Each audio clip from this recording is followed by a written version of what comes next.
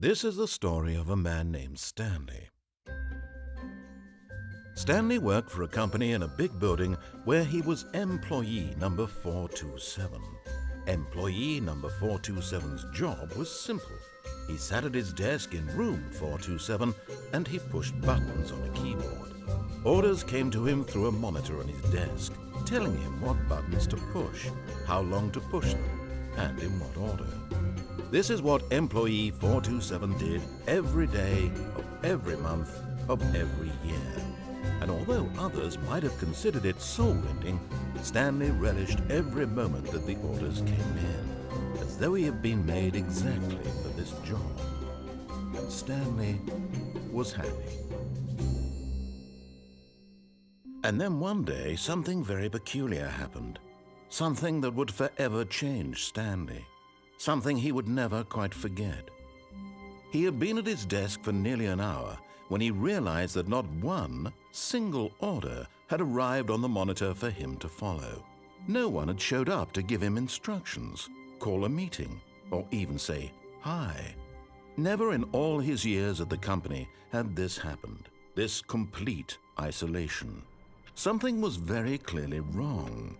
Shocked, frozen solid, Stanley found himself unable to move for the longest time. But as he came to his wits and regained his senses, he got up from his desk and stepped out of his office. All of his co-workers were gone. What could it mean? Stanley decided to go to the meeting room. Perhaps he had simply missed a memo. No matter how hard Stanley looked, he couldn't find a trace of his co-workers.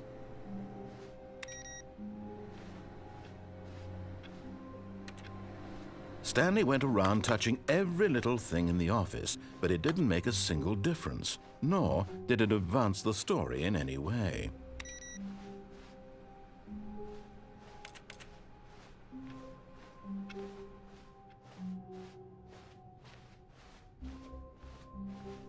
When Stanley came to a set of 2 open doors, he entered the door on his left.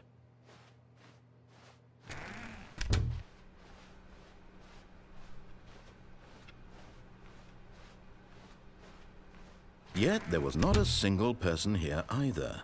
Feeling a wave of disbelief, Stanley decided to go up to his boss's office, hoping he might find an answer there.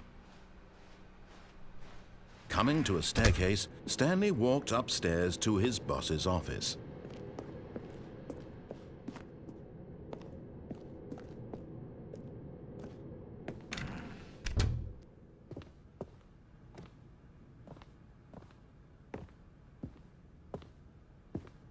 Stepping into his manager's office, Stanley was once again stunned to discover not an indication of any human life.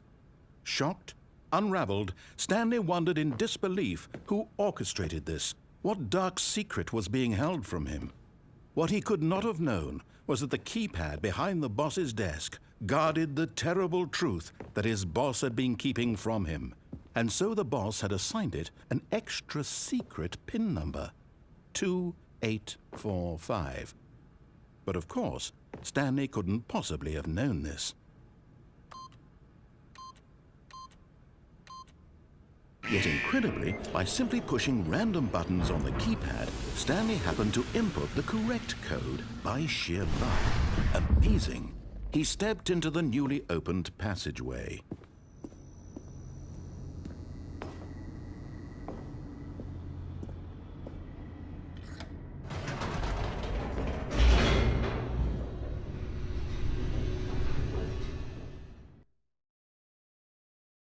Descending deeper into the building, Stanley realized he felt a bit peculiar.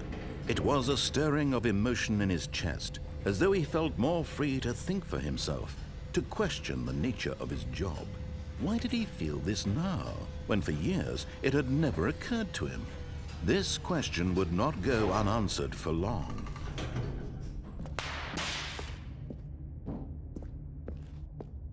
Stanley walked straight ahead through the large door that read Mind Control Facility.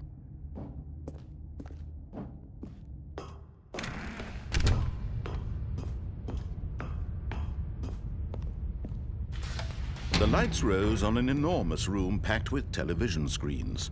What horrible secret did this place hold? Stanley thought to himself. Did he have the strength to find out?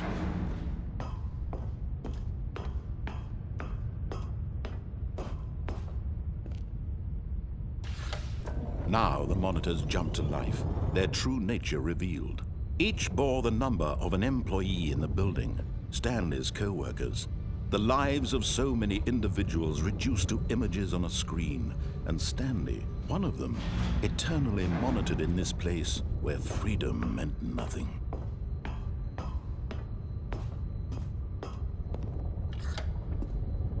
This mind control facility, it was too horrible to believe. It couldn't be true. Had Stanley really been under someone's control all this time? Was this the only reason he was happy with his boring job? That his emotions had been manipulated to accept it blindly? No, he refused to believe it. He couldn't accept it. His own life in someone else's control? Never! It was unthinkable, wasn't it? Was it even possible? Had he truly spent his entire life utterly blind to the world? But here was the proof, the heart of the operation. Controls labeled with emotions, happy or sad or content. Walking, eating, working, all of it monitored and commanded from this very place. And as the cold reality of his past began to sink in, Stanley decided that this machinery would never again exert its terrible power over another human life. For he would dismantle the controls once and for all.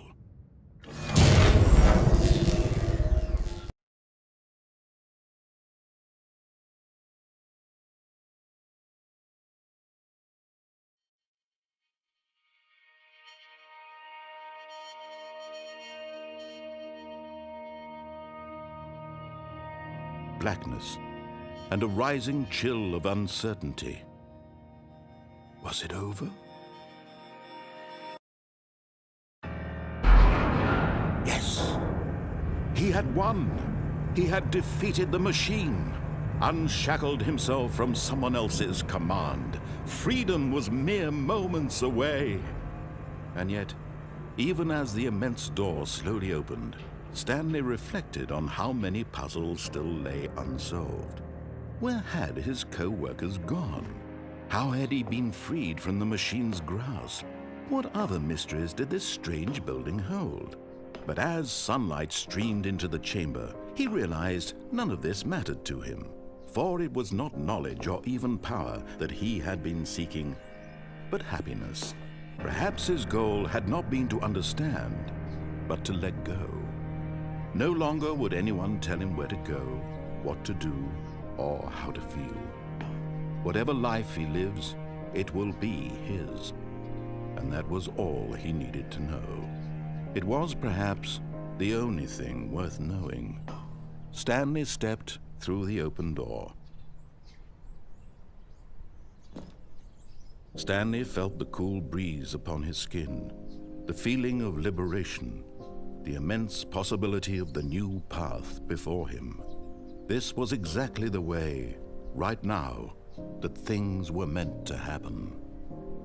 And Stanley was happy.